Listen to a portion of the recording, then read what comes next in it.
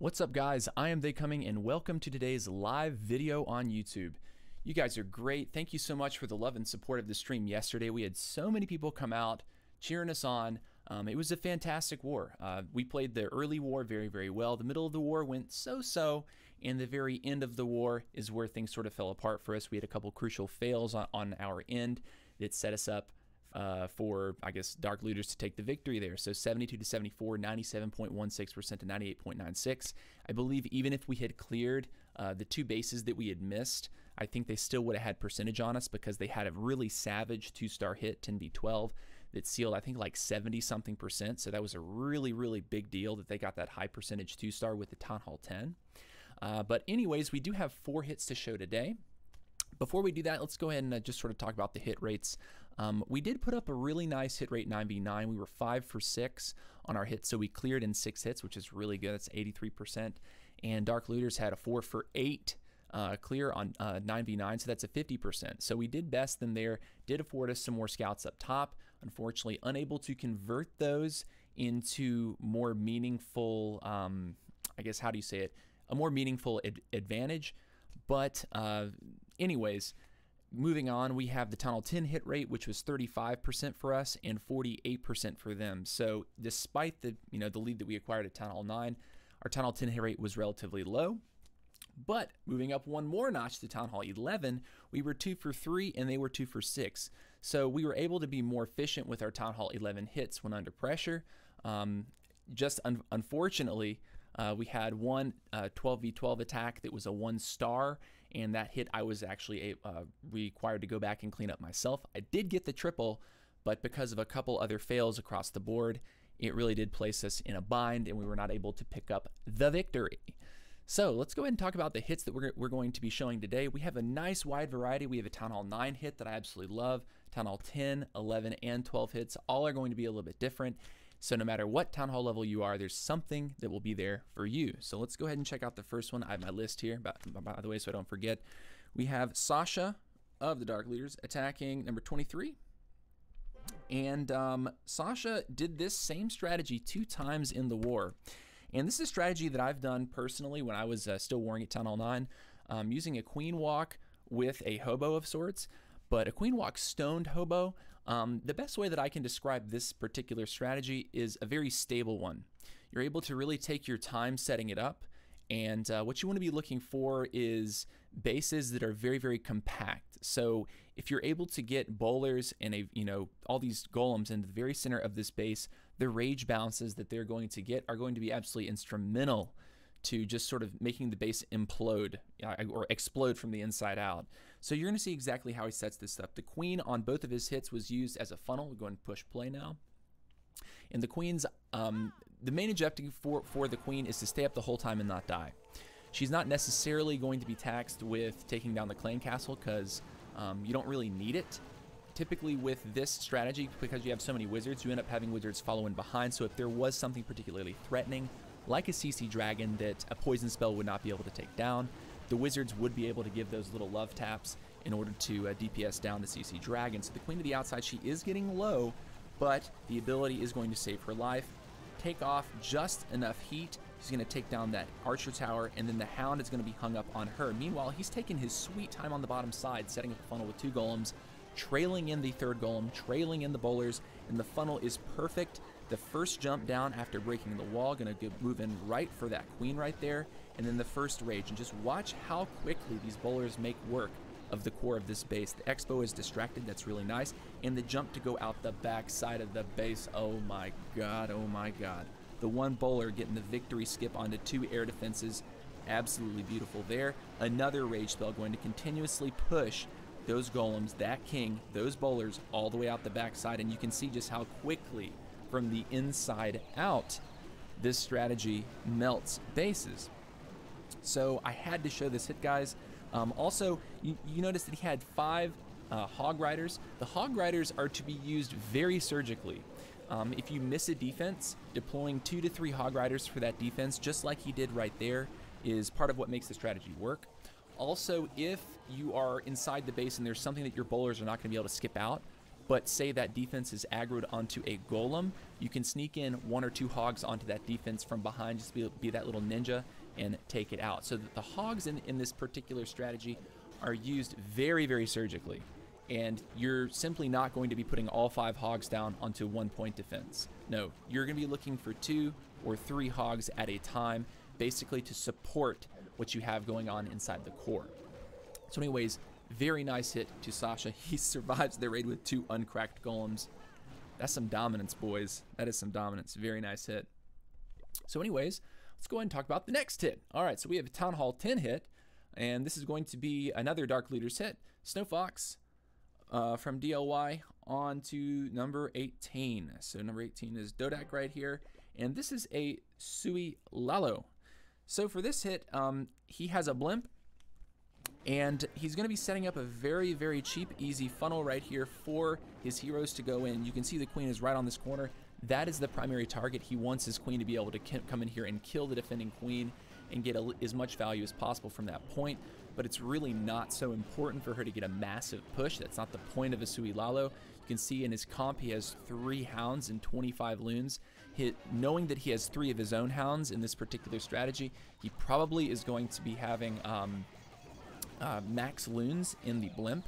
The max loons, lately to me, it just seems like they're the preferred option if you're going to go CWL and you're able to, you know, have that blimp for your CWL. And his queen does take down the queen. She's also going to get a Tesla. And then look at the pathing set. This is a little bit awkward inside the core, but you'll see how he negotiates this. He's going to drop the haste into a pre-placed heal spell. So he knows he's going into 3 splash towers. Several loons quickly move into the first splash tower, into the second splash tower, and they're going to get caught right there. But then the rest of it is just moving so swimmingly. He still has 2 unpopped lava hounds sitting over in air defense. They're going to continue to wrap down this bottom side. There are the max red loons coming out of his blimp, and it's just going to be moving. So much DPS on the field, still a rage and a haste in the bag, and there's only 1 major compartment left here, and it's going to be absolutely crushed. Rage spell is going to encompass all of that. Just beautiful placement on that, catching as many of those defenses as possible. Still has a hound that's unpopped even, and it's going to be a 3-star. He's going to be hasting back over towards that wizard tower right there, trying to get that hound to get out in front, tank for like 1 or 2 shots, and then the loons will get the death drop. Spaghetti. Nice. Very good job. So Snowfox, love the attack, dude. That'll be the last nod to the Dark Looters. Now we're going to move over to some BTP attacks. So let's go ahead and see this. So, boom. And I'll go ahead and take a moment and just look at the live chat here. It looks like we got some questions coming in. Someone says, why is he hold on a second. Why is he streaming like he's doing a video? Because that's how I'm doing videos now. As you didn't stream in YouTube, I stopped playing for a long time. Dude, I was streaming on Twitch. So you should have just followed me to Twitch if that made you quit the game. I'm sorry, I can't help that, man. All right, so anyways, moving on, we have number 4 here. And this is going to be Trunks with a Queen Charge Miner. Now, this hit was really, really, really dominant. I believe it was this one right here. Ba-bum. Okay. And he gets a really, really nice charge. His queen stays up the whole raid. His miners just smoke it. At the end of it, he has so many miners left over. This is just so well done. So the queen charge with the wrecker, the wrecker is basically going to be the wall break. So it's going to be partially responsible for getting the queen into the base and also taking out the eagle artillery. And then the miners, because miners you don't necessarily have to kill the queen with, you know, a kill squad. The miners will be the ones to deal with the queen late in the raid. So here we go. Queen is going to start down at 6 o'clock. Baby Dragon the funnel. Rage spell down. There's 3-point defenses pointed at that queen. Definitely needs to keep some of the DPS, you know, in check with that rage spell. And Queen's going to be fine. So she's going to be hitting this wizard tower. The arch tower falls, and she'll continue up this way. Soon after this, the wrecker comes down. Going to be cracking open that wall, moving in. And, you know, at this point, the king at the very top, you're thinking, why is he putting his king to the outside? For minor attacks, if you're not well-versed in minors, trash on the outside like this can really derail a minor attack. What you really, really want to be conscious of is making sure that you're funneling the outside, the trash, as much as possible, because miners do the best when they have a nice tight focused path.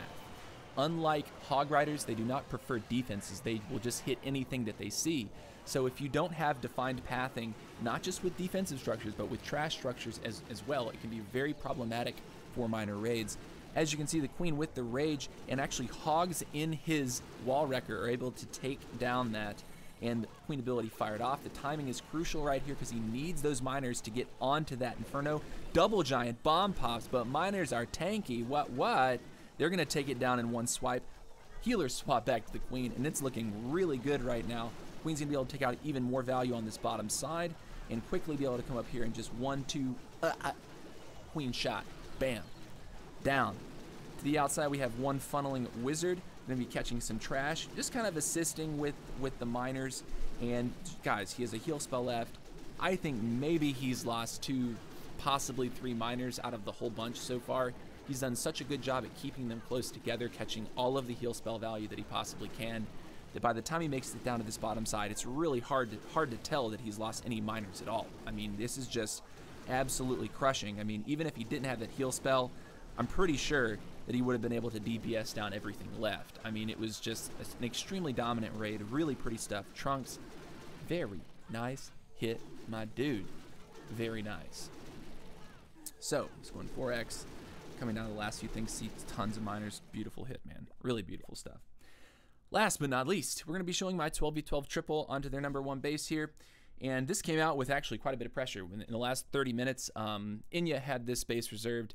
He failed on it with a 1-star, so it meant we absolutely had to go on this for a second attempt. And so with 30 minutes left, I had to quickly throw together my plan and go in for this attack. And this is going to be a Queen Charge Lalo. So this is a 12v12 Queen Charge Lalo. This base is 100% maxed. Traps, walls, defenses, everything is fully maxed. You can check it out yourself. There's nothing on this base that has not been upgraded. And so from that perspective, this is the thickest base that you could possibly hit in the game right now. And this felt actually relatively easy to do. So anyways, what I see right here is a lot of value inside this compartment for this Queen Charge. So I want to get my queen inside here to make sure that she's going to eliminate everything here. And with the use of a jump spell, we're going to go all the way back for this air defense right here. So she's going to actually end up clearing that, damn near half the base by herself. And then the Laloon is going to be taxed with coming towards the Town Hall. And you'll see how I deal with the Town Hall. We do have our Warden on air. And so yeah. So Queen down with the healers. Baby Dragon to the outside, going to be catching that mortar on the corner to set the queen funnel, so she's going to come down. The king down also to funnel the queen so that she doesn't continue to walk down this wall. We're looking to break right into this compartment right here, and that's exactly what we're going to do. 1 wall breaker to test. We do trip a giant bomb, so that's very, very necessary to get that out ahead of time. Rage spell down, 3 wall breakers in just to make sure we get that break. Also, we'll get sort of, I thought maybe we could crack that tile too, but we ended up not. Still have 4 wall breakers left. We're not going to need them, however. And the poison down, the queen is killed quickly. The dragon will probably get 1 shot, and then the witch will die immediately as well. So this is a very, very successful charge so far. Immediately we have most of the heat off of the queen. And moving into this top side, we'll be raging her one more time right about now. Okay? And then the jump will come down as soon as I get a little bit through this. Okay, so as soon as that jump spell is down, I know that my queen is going to be fine. There's not a ton of threatening point defense up here. As soon as that expo goes down, there's just a splash tower and an archer tower left. So I get my haste down here, and I'm aiming to go straight at this eagle artillery very, very quickly. Get the inferno down, get this down, and you'll see after that what happens. So I get my warden down, and something just unbelievable almost completely ruins my day. But it ends up being just fine. I mean, holy cow, if you watch what happens. So the haste move into the inferno. They're still moving. Air defense down. So we have 1 hound that's already popped. Still 1 hound up. The early blimp. So I'm sending my blimp in with the intention of getting them ahead of the main pack of loons, because if all my loons converge onto that town hall, that's where the ability would have been forced out. But shortly after that, tragedy strikes. Grand Warden is sniped in the back line. So the loons do get down. I cheat the haste to catch both groups of loons. The air defense goes down right there, and then we're heading into this spot up top. I freeze the Inferno Tower. No damn onto the loons right there. Couple black mines, but that's only singular loons going down. Haste splits the loons. Splits to the top. Splits to the east. Splits to the west. Spabab. And that's going to be a 3-star attack, boys and nerds. That's a lot of loons up. Very nice hit. So anyways, guys, hope that you enjoyed the replay. Really disappointed that we weren't able to come out with a victory there, but at least I felt good about doing a 12v12 triple. Also, my dip was good too, but can't show that in a recap. That's bad-mannered. Anyways, we will be streaming live on Twitch very shortly after this. I'm going to take about 30 minutes to get a new stream frame made in Photoshop, sort of retool some stuff, and we'll be on our TH10 and our TH12, just doing a little bit of casual farming, chatting, having a good time. We'll be live for about 2 hours, so I'm thinking I'll start at 4 o'clock. It's about 20 minutes from now. Yeah, but yeah, I think we can be ready in 20 minutes. So we'll stream from 4 to 6, and I hope that you would come out and hang out for that. Also, I will go ahead and do a little bit of advertisement. We're going to be having a subscriber war this coming weekend. The next weekend is a bye week for Boston Tea Party in the Champions War League, so we do not have a league matchup. So we're going to be taking advantage of that by doing our monthly subscriber war on that weekend, as opposed to, I think, 2 weeks from now. And then the next subscriber war will likely come down during the next bye weekend, just to keep the ball rolling. Town Hall 9s, 10s, 11s, and 12s are invited to apply for the war. And if you want to apply for the war, you must be a part of my Discord server. The code has been streaming above my head in that little moving text bar for the entire video. So if it's not there now, just, you know, roll the clock back a little bit and find that code. Also, the code is in the description of the video. So make sure you download Discord, join the server, because that's where the application will be. Love you guys very much. Thank you for the love and the support of the channel and the Boston Tea Party. I'll see you later. 20 minutes. Peace out.